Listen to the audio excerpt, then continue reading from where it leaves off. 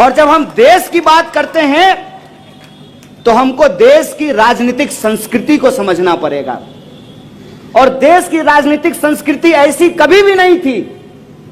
मैं आप लोगों की जानकारी के लिए बता दूं कि कांग्रेस के शासनकाल में अटल बिहारी वाजपेयी विपक्ष के नेता हुआ करते थे और भारत का प्रतिनिधि बना करके उनको विदेश भेजा गया था भारत का प्रतिनिधित्व करने के लिए।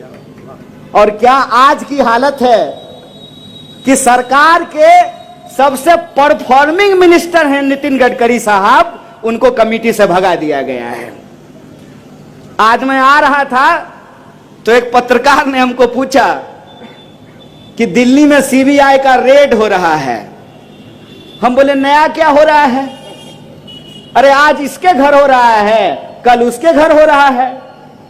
तो बोला ये ठीक हो रहा है। हम बोले ठीक और गलत का तो छोड़िए, हमको तो डर इस बात का है कि आने वाले दिनों में कहीं गडकरी जी के घर में सीबीआई का रेड ना हो जाए। वो तो उसी पार्टी में हैं, उसी पार्टी के मंत्री हैं। और ये बात मैं क्यों बोल रहा हूं? यह बात मैं इसलिए बोल रहा हूं कि हमको चिंता इस बात की नहीं है कि हमारी सरकार है कि नहीं है, हमारी सरकार कब बनेगी नहीं बनेगी, इसके लिए हम परेशान नहीं हैं। परेशान हम इस बात के लिए हैं कि नेहरू जी थे, डॉक्टर बाबा साहब भीमराव अंबेडकर थे, तो नेहरू जी के कैबिनेट में श्यामा प्रसाद मुखर्जी भी थे। नेहरू जी थे, डॉक्टर बाबा साहब भीमराव अंबेडकर थे, संविधान सभा थी, तो एक ऐसा संविधान बना कि मंत्री जी का वोट भी एक है और सामने बैठा जूता सिलने वाला का भी वोट एक है। यह संविधान की ताकत है। अगर यह संविधान की ताकत नहीं होती तो आपको लगता है कि इस देश के जो अरबपति हैं, इस देश के जो खरबपति हैं, इस देश के जो पैसे वाले लोग हैं, वो झुग्गी झोपड़ी में हाथ जोड़ करके वोट मांगने के लिए जाते? ये लोकतंत्र की ताकत थी। ये लोकतंत्र की ताकत थी जिसने हेलीकॉप्टर और ट्रैक्टर को बराबर कर दिया, जिसने मोटा और पतला को बराबर कर दिया, जिसने महिला और पुरुष को बराबर कर दिया, जिसने सिपाही और एसपी को बराबर कर दिया। यह जो संविधान की ताकत है, उस संविधान की ताकत के चलते ही नेहरू जी थे, इसीलिए आज नरेंद्र मोदी देश के प्रधानमंत्री बन पाए हैं। इस बात को याद रखिएगा। और अजीब स्थिति है, जब हम सरकार से सवाल पूछते हैं तो देश के लोगों के हक और अधिकार के बारे में सवाल पूछते हैं। देश के लोगों की जो हालत है, उस हालात के बारे में सवाल पूछते हैं। कैसा नशा किया है भाई साहब, पता नहीं कौन सी गोली खाया है कि कमाल के समर्थक हैं प्रधानमंत्री के इस देश में। प्रधानमंत्री के समर्थक ऐसे हैं कि प्रधानमंत्री को चाय बेचते हुए नहीं देखे हैं, तब भी मानते हैं कि प्रधानमंत्री ने चाय बेचा। लेकिन प्रधानमंत्री देश बेच रहे हैं, तब भी यह मानने को तैयार नहीं है कि प्रधानमंत्री देश बेच रहे हैं। तालियों तुम्हारा आगे पढ़ो। मैं ये क्यों कह रहा हूं? मैं ये इसलिए कह रहा हूं कि हम इंसान हैं, हमारे पास दिमाग है, हमने शिक्षा ग्रहण की है। तो शिक्षा का क्या उद्देश्य है? शिक्षा का उद्देश्य यह है कि हम मान्यता, परंपरा और विज्ञान सब कुछ समझते हैं। करवा चौथ अगर हो, यहां मैडम बैठी हुई हैं अध्यक्ष जी, करवा चौथ हो तो हम चांद को देखते हैं चलनी से, वो हमारी मान्यता और परंपरा है। लेकिन हमारा बच्चा स्कूल में पढ़ने के लिए जाए और मास्टर साहब यह सवाल पूछें कि चांद किसका सैटेलाइट है, तो कह देंगे चलनी का कि पृथ्वी का बोलेंगे? बोलिए, चांद किसका उपग्रह है? पृथ्वी का है ना। तो विज्ञान और परंपरा का फर्क हम समझते हैं, मान्यता और सच्चाई का फर्क हम समझते हैं। इसीलिए मैं आपसे कहता हूं, भक्ति और प्रेम का फर्क भी समझिए। अगर आप अपने अधिकार को नहीं समझेंगे तो प्रधानमंत्री कब तानाशाह बन जाएगा आपको पता भी नहीं चलेगा। इस बात को याद रखिए। इसीलिए आज देश जिस मोड़ पर खड़ा है, उस मोड़ पर कांग्रेस पार्टी जो देश की सबसे बड़ी विपक्षी पार्टी है, उसकी एक ऐतिहासिक जिम्मेवारी है। और वो ऐतिहासिक जिम्मेवारी ये है कि भले हमको दलीय नुकसान हो जाए, भले हमको बहुत सारा नुकसान उठाना पड़े, सीट का, मंत्री का, एमएलए का, एमएलसी का, लेकिन हमको देश को अपने दल से ऊपर रखना पड़ेगा। इस बात को याद रखिए। और वो परंपरा, जिस परंपरा को, जिस संस्कृति को हमारे पुरखों ने लड़ करके हमको दिलाई है। कोई कहता है कि आजादी भीख में मिली है, कोई कहता है कि आजादी लीज पर है। हम कहते हैं आजादी न भीख पर मिली है न लीज पर मिली है। कितने माओ की मांग की सिंदूर मिट गई, गोद सूनी हो गई, कुर्बानियों का सिलसिला चला। यहीं खड़े हैं हम लोग, पीछे फ्रीडम पार्क है, 100 शहीदों के नाम वहां पे लिखे हुए हैं। लोगों ने अपने सर कटा करके फांसी के फंदे को चूम करके आजादी दिलाई है। कहते हैं ना, जाके पैर न फटे बिवाई, वो का जाने पीर पड़ाई।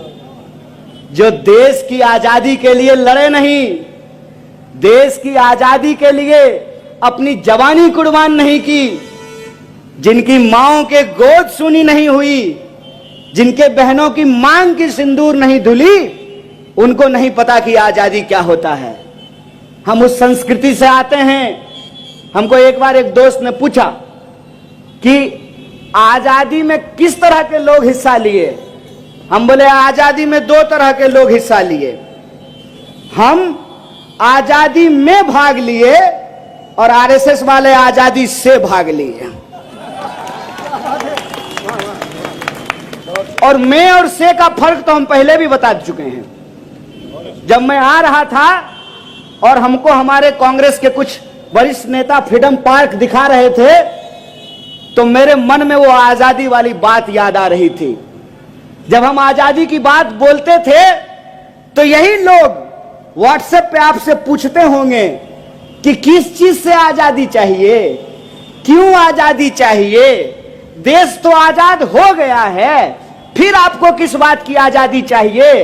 अरे इसी बात की आजादी चाहिए कि इस देश का नागरिक इस देश के प्रधानमंत्री के आंख में आंख डाल करके उससे सवाल पूछे। इसी बात की आजादी चाहिए। आजादी कोई भीख है, आजादी कोई वरदान है। आजादी कुर्बानियों से हासिल की हुई चीज है और हमको लगातार आजादी के उस दायरे को बढ़ाने की जरूरत है। आजादी के उस मतलब में, उस मायने में इस बात को भी शामिल करने की जरूरत है कि जन्म के आधार पर किसी के साथ कोई भेदभाव नहीं होगा, संस्कृति के आधार पर किसी के साथ कोई भेदभाव नहीं होगा, क्षेत्र के आधार पर किसी के साथ कोई भेदभाव नहीं होगा, लिंग के आधार पर किसी के साथ कोई भेदभाव नहीं होगा। जब संविधान ने हमको बराबर किया है तो हम बराबरी के उस एहसास के साथ, बराबरी के उस अधिकार के साथ हम अपनी जिंदगी को जी सकें। जब संविधान ने महिला और पुरुष का वोट बराबर किया है तो आप कौन होते हैं महिला और पुरुष के बीच में विभेद पैदा करने वाले। इस सवाल का जवाब हम पूछ सके। हम ये पूछ सकें कि जब इस देश में प्रधानमंत्री के लिए 8,500 करोड़ का उड़न खटोला खरीदा जा सकता है तो इस देश के गरीबों को मुफ्त में शिक्षा क्यों नहीं दी जा सकती है। हम यह सवाल पूछ सकें कि 20,000 करोड़ में आपके लिए अगर महल बनाया जा सकता है तो झुग्गियों में रहने वाले लोगों के लिए घर क्यों नहीं बनाया जा सकता है। हम यह सवाल पूछ सकें कि प्रधानमंत्री के चढ़ने के लिए अगर कार सरकारी हो सकती है 13 करोड़ की, तो हमारे बच्चों का इलाज सरकारी क्यों नहीं हो सकता है।